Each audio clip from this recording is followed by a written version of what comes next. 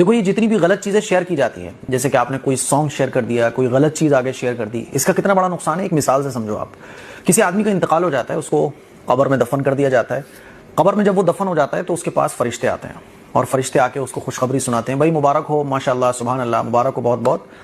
آپ کے لیے جنت طے کر دی گئی ہے اور آپ جہنم سے بچ گئے، کیونکہ آپ کے جو گناہ ہو رہے تھے وہ 999 ہو رہے تھے، اور آپ کی جو نیکیاں ہیں وہ 1000 ہو گئیں۔ تو آپ کی چونکہ نیکیاں زیادہ ہو گئیں، گناہ کم ہو گئے، تو آپ کو جنت دی جاتی ہے، جنت کا فیصلہ ہو گیا، اب جنت کی کھڑکی کھول دی گئی ہے، قبر آپ کے لیے جنت کا باغ بنا دی گئی ہے، ٹھیک ہے۔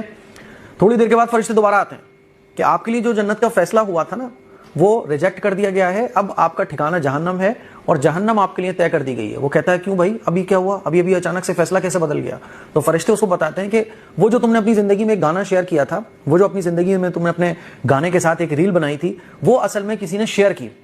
اور اس شیئر کرنے کی وجہ سے 10 لوگوں نے اس گانے کو سنا، اس ریل کو سنا، اور اس ڈانس کو دیکھا، تو تمہارے جو گناہ 999 ہو رہے تھے وہ 10 پوائنٹ بڑھ گئے، تو اب آپ کے جو گناہ ہیں وہ ہو گئے 1009، اور آپ کی نیکیاں رہ گئیں اب بس 1000، تو آپ کے لیے اب جہنم کا فیصلہ کر دیا گیا ہے۔ تو اب سوچو کہ اس مردے پر کیا گزرے گی جو قبر میں اکیلا تنہا لیٹا ہوا ہے، جس کے لیے جنت کی خوشخبری تھی، اب جہنم اس کے لیے مقرر ہو گئی۔ بالکل ایسے ہی ہوگا ہمارے ساتھ، جتنی بھی غلط چیزیں ہم لوگ شیئر کرتے ہیں۔